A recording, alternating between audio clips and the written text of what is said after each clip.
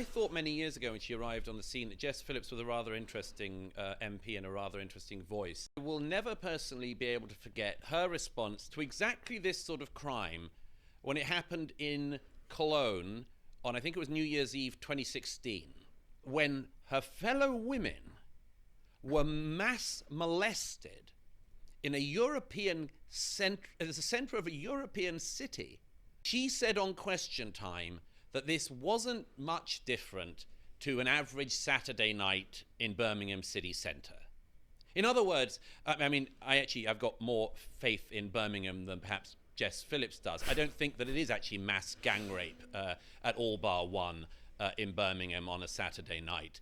But what she and others like her, so-called feminists, were doing was minimizing mass molestation on that occasion of grown-up women as well as underage girls, minimizing that, again, in the name of community tensions, and as a secondary thing on that occasion, smearing her own constituents. And that whole thing has been the prevailing issue of the era on this. And Jess Phillips and all these others all fell into it too.